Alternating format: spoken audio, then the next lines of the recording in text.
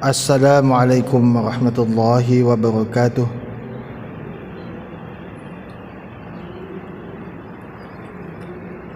Alhamdulillahi nahmaduhu wa nasta'inuhu wa nastaghfiruh wa na'udzu billahi min shururi anfusina wa min sayyiati a'malina. May yahdihillahu fala mudilla lahu wa may yudlilhu fala hadiyalah. Asyhadu an la ilaha illallah wahdahu la syarika lah. Asyhadu anna Muhammadan abduhu wa rasuluh. Allahumma salli ala Muhammad wa ala ali Muhammad. Ya ayyuhalladzina amanu taqullaha haqqa tuqatih wa la tamutunna illa wa antum muslimun. Ya ayyuhalladzina amanu taqullaha wa qulu qawlan sadida yuslih lakum a'malakum wa yaghfir lakum junubakum wa may yuti'illaha wa rasulahu faqad faza fawzan 'azima. Alhamdulillah, kita panjatkan puji syukur kepada Allah Subhanahu wa taala atas nikmat yang Allah berikan kepada kita. Selalu kita katakan nikmat yang paling berharga itu adalah selain nikmat kesehatan, nikmat kesempatan, juga ada namanya nikmat iman berupa Islam yang Allah berikan kepada kita. Ketika seseorang mendapatkan nikmat iman, nikmat Islam, maka ketika dia benar-benar memahami tentang apa-apa yang Rasul SAW ajarkan kepada kita, kemudian kita amalkan, kemudian dia beramal soleh, walaupun amal soleh yang dia lakukan itu tidak dengan hartanya, hanya dengan ucapannya. Karena dengan harta dia tak mampu untuk bersedekah, dia tak mampu untuk bersedekah karena kemiskinan yang dilanda pada dirinya. Ketika rezeki yang Allah berikan kepada dirinya, dia tidak mendapatkan apa-apa dalam satu hari. Dia telah berusaha, berikhtiar dengan segala sesuatunya, kemudian dia bertawakal kepada Allah Subhanahu wa taala untuk menyerahkan hasil yang akan dia raih. Dia hanya mampu untuk tersenyum kepada orang lain. Maka ketika nikmat iman, nikmat Islam yang ada pada dirinya, maka ketahuilah Bapak dan Ibu sekalian, maka dia mendapatkan rezeki yang luar biasa dari Allah Subhanahu wa taala, rezeki yang baik. Maka kalau dibandingkan dengan orang yang mendapatkan rezeki yang banyak, karena tadi di Jumat saya sampaikan ketika khatib, ketika orang mendapatkan rezeki yang banyak, harta yang berlimpah, pangkat jabatan yang ada, berapapun yang dia sedekahkan kepada orang lain, tetapi dia tidak beriman kepada Allah, maka hampa, maka tidak akan berbuah apa-apa. Kebalikan seseorang yang miskin, ditakdirkan miskin, tetapi dia beriman kepada Allah, maka senyumannya, maka setiap rangkai kata yang dia ucapkan, setiap peluh yang dia keluarkan akan dihitung oleh Allah Subhanahu wa taala, karena dia memiliki keimanan kepada Allah Subhanahu wa taala. Sebagaimana Allah Subhanahu wa taala memberikan penjelasan Tadi saya sampaikan di khutbah Jumat. Jadi ada syarat, Pak. Yaitu syaratnya itu beriman kepada Allah. Wa may yu'min billah. Kata Allah, wa may yu'min billah. Barang siapa yang beriman kepada Allah, wa ya'mal salihan, dan beramal soleh. Allah tidak katakan barang siapa yang kaya, barang siapa yang memiliki mungkin jabatan, pangkat. Tapi Allah katakan bagi status siapapun juga, pedagangkah dia, pegawai negeri kah dia, pegawai swasta kah dia, tidak punya pekerjaan kah dia, ketika wa may yu'min billah, dan barang siapa beriman kepada Allah, tentunya bukan hanya iman dari mulut saja, tetapi dari perilakunya, dari tata keramanya, dari adab dan akhlaknya. Wa may yu'min billah wa ya'mal salih, dan dia mengerjakan kebaikan. Ini kami ulang kembali. Wa may ya'mal salihan, dan dia mengerjakan amal saleh. Amal soleh ini, Pak, bisa dengan senyuman, bisa dengan bantuan berupa tenaga. Apa kata Allah? Yudkhilhu jannatin tajri min tahtihal anharu khalidina fiha abada. Ketika dia benar-benar beriman kepada Allah, meyakini akan Allah, meyakini akan Rasulullah sallallahu alaihi wasallam, tentu dia akan meyakini apa-apa yang diajar oleh Rasulullah SAW, kemudian dia mengamalkan dalam kehidupannya, maka dia akan mendapatkan niscaya, kata Allah, dia akan memasukkannya ke dalam surga-surga yang mengalir di bawahnya sungai-sungai, mereka kekal di dalamnya selama-lamanya. Allah melanjutkan masih dalam ayat yang sama, qad ahsanallahu lahu rizqan. Apa kata Allah? Sungguh Allah memberikan rezeki yang baik kepadanya.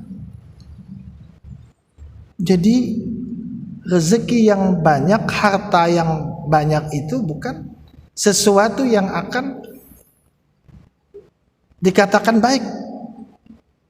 Banyaknya harta kita, sedikitnya harta kita, rendahnya pangkat dan jabatan kita, sama-sama akan dihisab oleh Allah Subhanahu wa taala. Maka jangan heran Bapak Ibu jamaah yang rahimakumullah, inilah jawaban bagi kita bahwa bukan hanya rezeki yang berlimpah, pangkat jabatan itu, harta yang berlimpah itu yang paling utama yang kita cari di muka bumi ini. Kita mengatakan bahwa memang betul tidak ada uang kita tidak bisa belanja apa-apa, tapi itu bukan yang paling utama. Yang paling utama itulah beriman kepada Allah Subhanahu wa taala. Bentuk keimanan kita kepada Allah Subhanahu wa taala dengan cara kita bertebaran di muka bumi untuk mencari rezeki, dalam rangka kita menghambakan diri kepada Allah Subhanahu wa taala. Ketika kita menghambakan diri kepada Allah Subhanahu wa taala, maka segala apa yang kita lakukan, segala apa yang kita dapatkan untuk mendapatkan rezeki ini, maka harus dalam tahapan halal dan thayyibah. Jamaah yang dirahmati Allah Subhanahu wa taala, pada kesempatan malam hari ini kami akan membahas salah satu bentuk keimanan kita kepada Allah Subhanahu wa taala, yaitu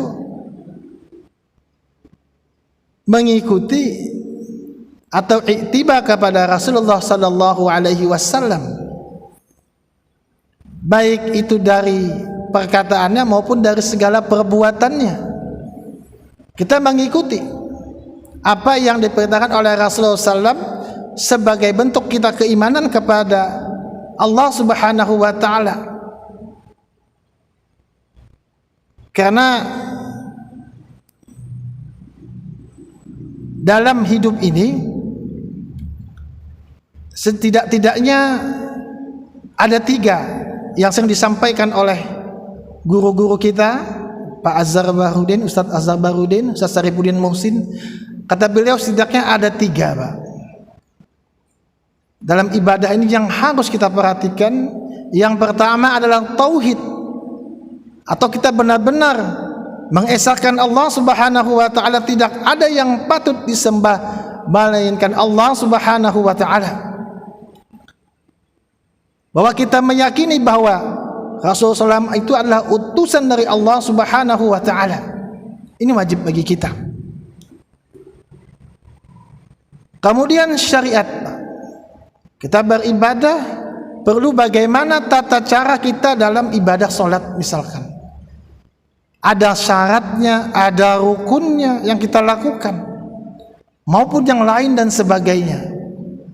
Maka akidah, syariat ini wajib kita lakukan. Kemudian yang terakhir adalah akhlak, Pak. Maka akhlak ini juga menjadi sesuatu yang sangat penting dalam kita melaksanakan ibadah kita. Maka banyak bagaimana akhlak mulia yang Rasulullah SAW ajarkan kepada kita. Kemarin ulun sampaikan bagaimana adab bersin saja itu diatur oleh Rasulullah Sallallahu Alaihi Wasallam. Adab bersin, Pak, apalagi adab-adab yang lain. Maka mari kita terus mengkaji apa-apa yang menjadi ajaran daripada Rasulullah SAW. Kita coba buka buku, kita juga buka kitab, kemudian kita berikan kepada orang sebagai bentuk amal kebaikan kita. Nah, pada kesempatan malam hari ini ulun mohon izin duduk di hadapan Bapak dan Ibu sekalian. Tadi sore ulun ditelepon oleh Pak Mas'ud Leman. Seharusnya yang mengisi ini adalah Ustadz Najamuddin, karena beliau berhalangan hadir karena ada safar. Jadi tidak ada lagi, kata beliau, yang dihubungin, tidak ada yang bisa. Jadi kami diminta oleh beliau dan juga dari Ketua Majelis Tabligh untuk mengisi pada kesempatan malam hari ini. Jamaah yang dirahmati Allah Subhanahu wa taala. Maka pentingnya akhlak itu, Pak, dalam ibadah ini. Termasuk bagaimana akhlak atau adab-adab kita, Pak. Ketika kita, insya Allah di antara kita sudah banyak yang tahu, tetapi nggak apa-apa, kita terus kaji ulang. Biar mungkin yang belum tahu jadi tahu, yang sudah tahu mungkin menambah lagi keimanannya. Jadi ada satu amalan atau satu akhlak yang Rasulullah SAW lakukan ketika menuju masjid atau ketika memasuki masjid. Maka ini banyak dalam kitab-kitab fikih, dan kitab fikih Said Sabiq dalam Ensiklopedia Islam maupun kitab-kitab yang lainnya dapat kita ambil jadikan rujukan. Yang pertama adalah, maka penting bagi kita, Pak, untuk kita mengetahui adab kita ketika kita masuk ke dalam masjid. Yang pertama adalah pergi dalam keadaan berwudu. Pergi dalam keadaan kita berwudu, bukan berwudunya di masjid. Kecuali ya, mungkin mati airnya, Pak, bisa kita berwudu di masjid. Nah, tapi memang diperintahkan atau disunahkan sebelum kita datang ke masjid, maka diantaranya, karena mungkin masih banyak lagi adab-adab yang lain, kami akan mengambil yang penting-penting saja, yaitu pergi dalam keadaan berwudu daripada rumahnya. Ada sebuah hadis dari Abu Hurairah radhiyallahu anhu. Rasulullah sallallahu alaihi wasallam bersabda, "Man tatahhara fi baitihi." Barang siapa aja Rasulullah yang bersuci fi baitihi daripada rumahnya, summa masya ila baitim min buyutillah liyaqdiya faridatan min faraidillah. Kemudian dia berjalan. Memang di antara para ulama mengatakan sunnahnya itu Pak berjalan. Ada yang mengatakan berjalan kaki menuju masjid. Kalau pakai kendaraan pang misalkan begitu jauh rumah, karena kita memang sudah sering berkendara, maka insya Allah juga akan dihitung oleh Allah sebagai satu kebaikan. Tapi di antara ulama memang mengatakan kebanyakan bahwa yang paling utama itu adalah berjalan kaki. Kemudian dia berjalan menuju salah satu rumah Allah atau masjid untuk menunaikan kewajiban yang Allah wajibkan. Apa Pak? Kewajiban yang Allah wajibkan, yaitu salat berjamaah.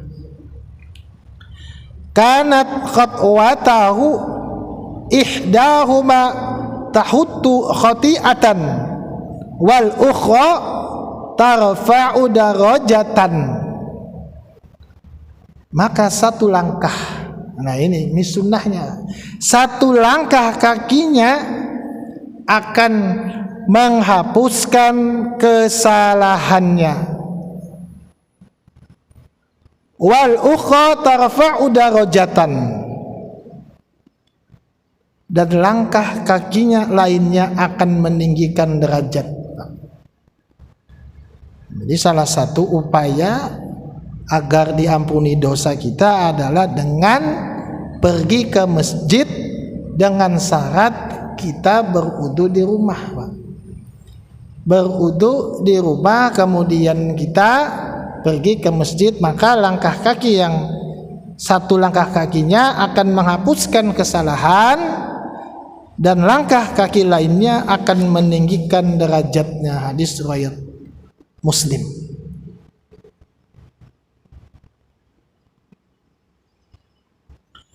Kemudian ada lagi hadis, Pak. Nabi SAW bersabda, kata Rasulullah, barang siapa yang berwudu dan dia membaguskan wudunya, artinya dia itu bukan mengurang-urangi pada wudunya, artinya dia memang betul-betul melaksanakan sunnah-sunnah wudunya, baik pardunya atau yang sunnah-sunnahnya. Dia bersiwak sebelum, atau dia menggosok gigi, dia berkumur-kumur, dia menggosok-gosok tangan, kemudian dia melakukan fardu wudu, maka keluarlah dosa-dosa daripada jasadnya hingga keluar dari bawah kuku-kukunya. Ini luar biasa Islam ini. Hadis riwayat Muslim.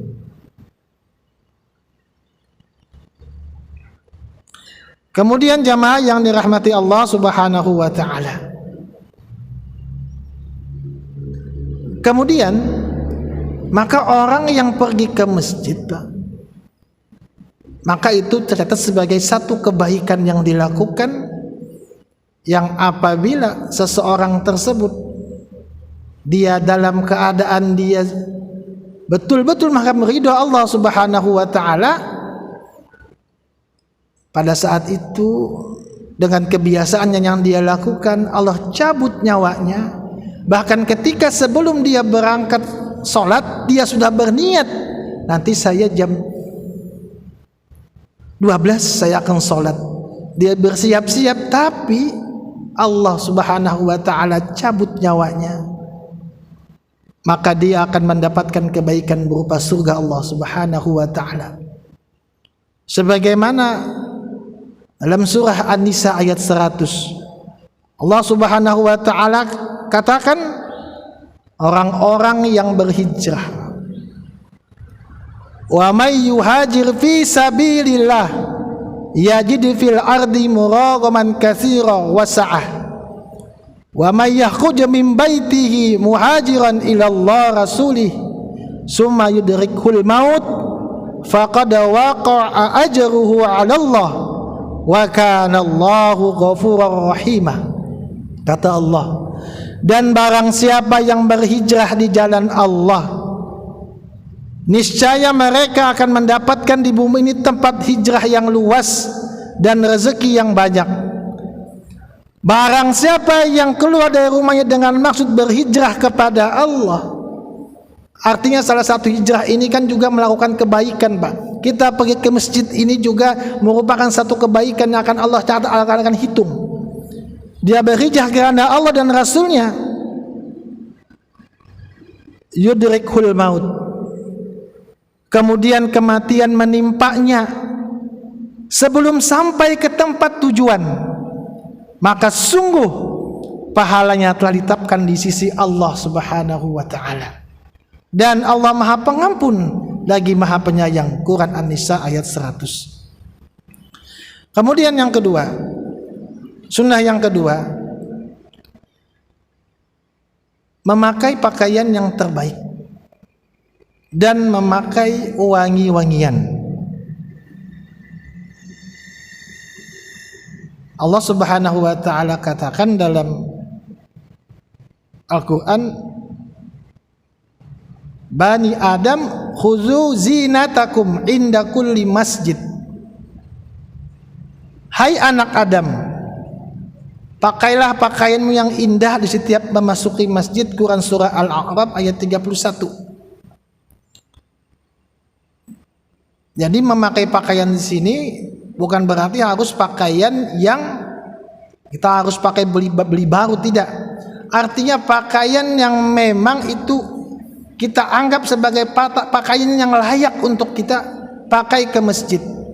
Makanya tadi di awal ulun sampaikan bahwa ketiga hal ini tidak akan bisa terlepas. Yang pertama adalah tauhid kepada Allah atau akidah. Kemudian syariat kita bagaimana menjalankan ibadah itu, apakah sesuai dengan sunnah, apakah sesuai dengan tuntunan Rasulullah SAW. Kemudian akhlak, Pak. Tauhidnya benar, dia tidak pernah menyekutukan Allah. Salatnya benar, sesuai sunnah. Ketika dia mengangkat tangan, maka dia pun sesuai dengan sunnah. Kadang dia sejajar dengan bahunya, kadang dia juga sejajar dengan daun telinganya. Ya silahkan mau pilih. Kemudian dia laksanakan sunnah-sunnahnya. Tetapi baju yang dia pakai, Pak, mohon maaf ada tulisannya Doraemon. Nah, kira-kira kayak apa, Pak? Kalau pakai baju tulisannya Doraemon, sah sholatnya, Pak, diterima sholatnya, tapi akhlaknya itu kurang. Maka syariat, akhlak itu juga harus ada. Kemudian akidah kita kepada Allah atau tauhid kita kepada Allah Subhanahu wa taala. Jamaah yang dirahmati Allah Subhanahu wa taala, kemudian membaca doa, Pak, ketika keluar rumah. Nah, ini sering, mohon maaf ulun pribadi kadang sering juga lupa, Pak. Sudah di masjid atau di tengah jalan baru ingat, tadi kada ingat baca doa. Ya, semoga Allah mengampuni kealpaan kita. Karena kita meniatkan kita mau baca doa tapi lupa. Sebagaimana dari Anas bin Malik radhiyallahu anhu, Nabi sallallahu alaihi wasallam bersabda, "Idza kharaja rajul min baitihi faqala." Jika seseorang itu keluar daripada rumahnya, lalu dia mengucapkan, "Bismillahi tawakkaltu 'ala Allah la haula wala quwata illa billah.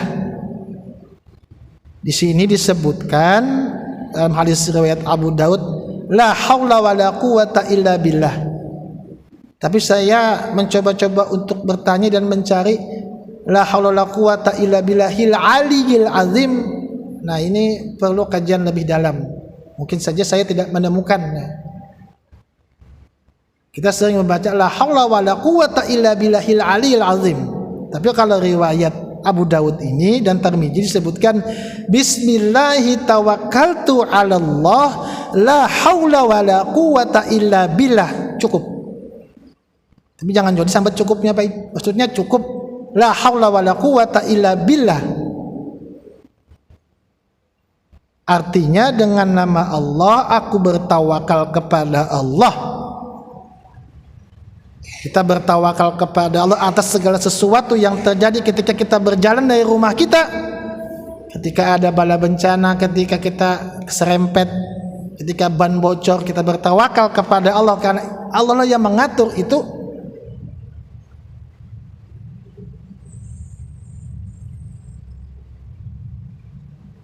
Aku bertawakal kepada Allah, tidak ada daya dan kekuatan kecuali dengannya.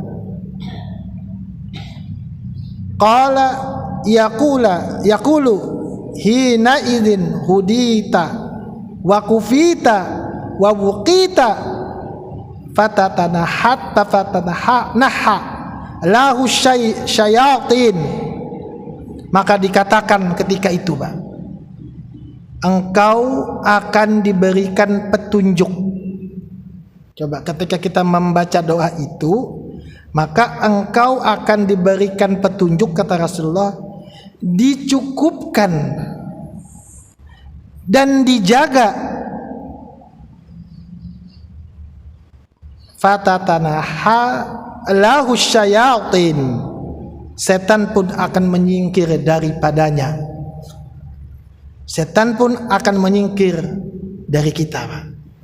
Jadi ketika kita membaca doa itu, bismillahi tawakkaltu 'alallah la haula wala quwata illa billah, maka akan diberikan petunjuk, dicukupkan dan dijaga, dan setan pun akan menyingkir darinya.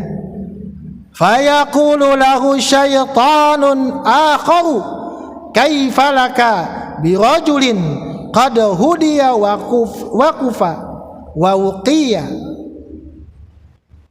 Setan yang lain akan mengatakan, bagaimana mungkin engkau bisa mengganggu seseorang yang dia itu telah mendapatkan petunjuk, kecukupan dan penjagaan.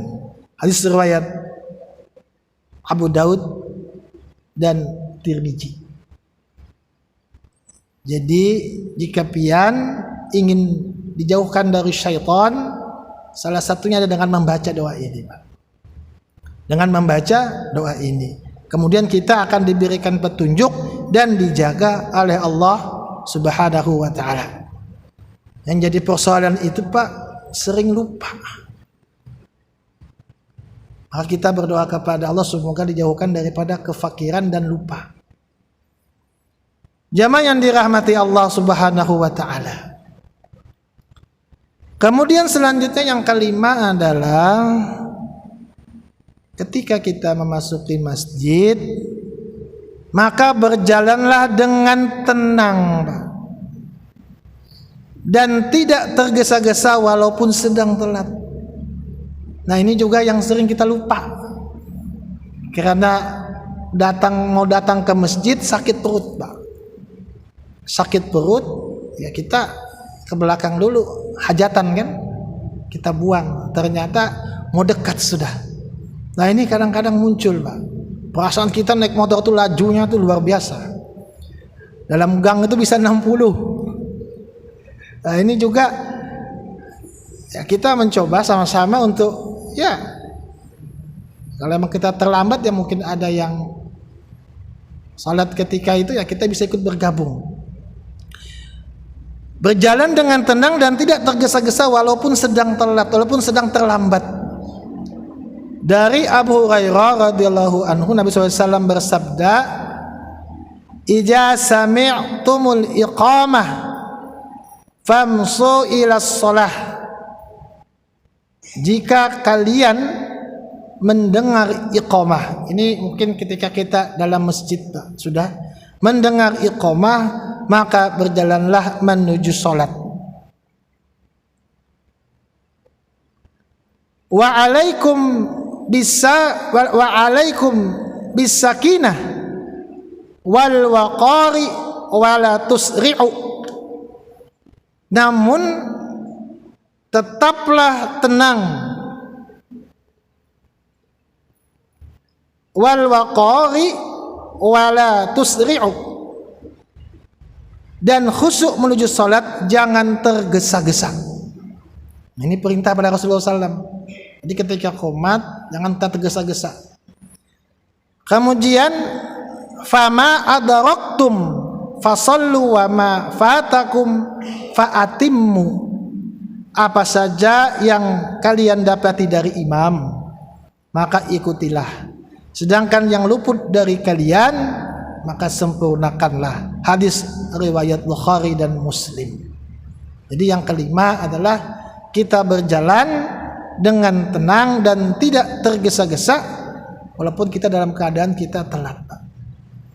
Karena ada ulama yang mengatakan ketika kita tergesa-gesa cepat-cepat ya, ketika kita terjatuh ataupun kita mungkin karena saking cepat-cepatnya pada saat itu qadarullah tertabrak misalkan, maka ini akan menimbulkan sesuatu hal yang lebih besar lagi pada diri kita. Kita nggak bisa ikut sholat jamaah lagi, Pak. Nah ini. Kemudian selanjutnya adalah masuk masjid dengan kaki kanan dan kemudian kita membaca doa. Diriwayatkan dari Ibunda Aisyah radhiyallahu anha, Rasulullah SAW mengatakan, "Kana Nabi sallallahu alaihi wasallam." Nabi SAW bersabda, "Yuhibbut tayamun mastata'a fi sya'nihi kulli."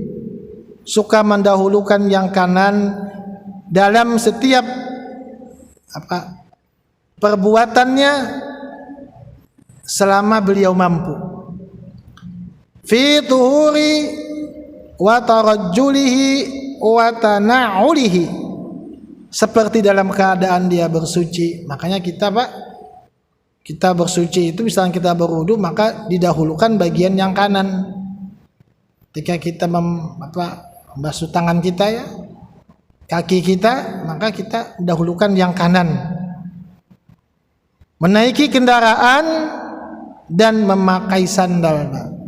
Jadi memakai sandal itu, Pak, atau memakai sepatu itu, maka dahulukan batis yang kanan dulu atau sandal kita. Kadang-kadang kita terpaling baik kiri dulu.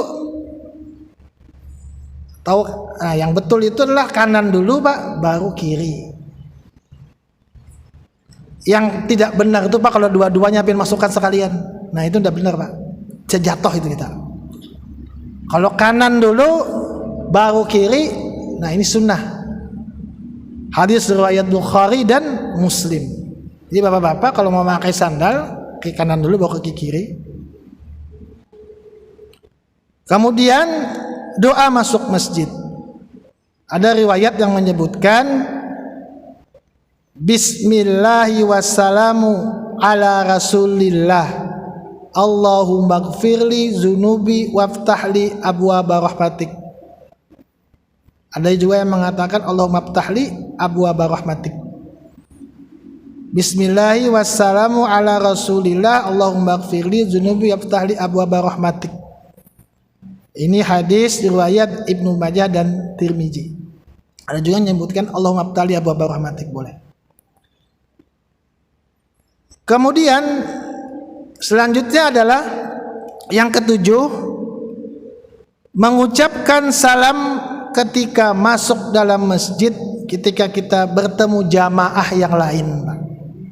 Ketika kita bertemu jamaah, maka kita pun diperintahkan atau kita disunahkan untuk kita saling menyapa, senyum kemudian kita berjabat tangan, kemudian kita mengucapkan salam.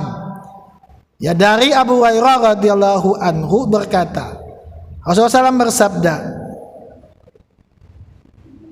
la tadkhulul jannah, kalian tidak akan masuk surga, kata Rasulullah, hatta tu'minu, sampai kalian beriman.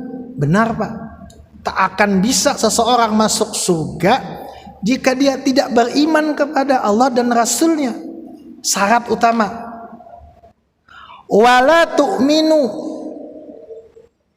kata Rasulullah Pak, dan kalian tidak akan beriman. Wala tu'minu, dan kalian tidak akan beriman hatta, sampai, tahabbu, awala adulukum ala syai'in iza fa'altumuh tahabbtum, sampai kalian saling mencintai, kata Rasulullah, terhadap sesamanya.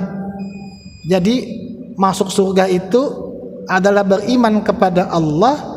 Kemudian ujar Rasulullah, maka kalian itu tidak akan beriman, kata Rasulullah, jika kalian itu tidak saling mencintai, mengasihi, menyayangi terhadap sesamanya. Kata Rasulullah,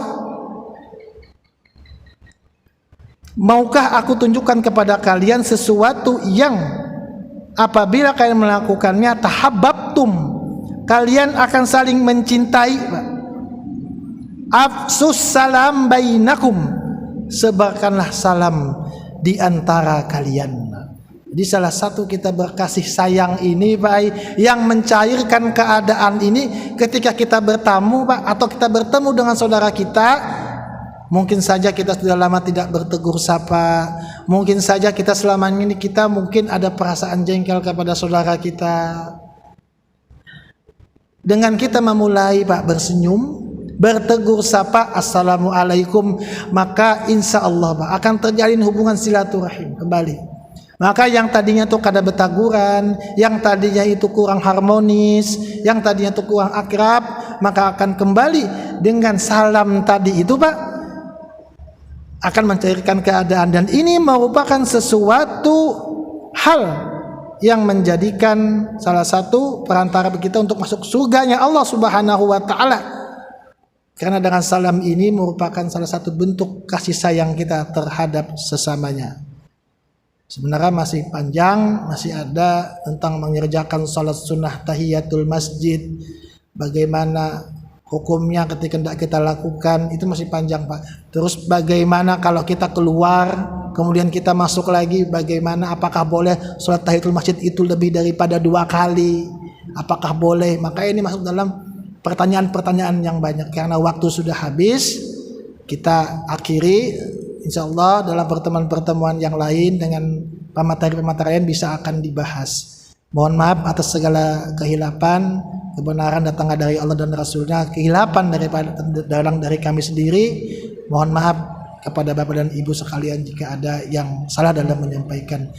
Subhanakallahumma bihamdika asyhadu an la ilaha illa anta astaghfiruka wa atubu ilaik. Walhamdulillahirabbil alamin. Assalamualaikum warahmatullahi wabarakatuh.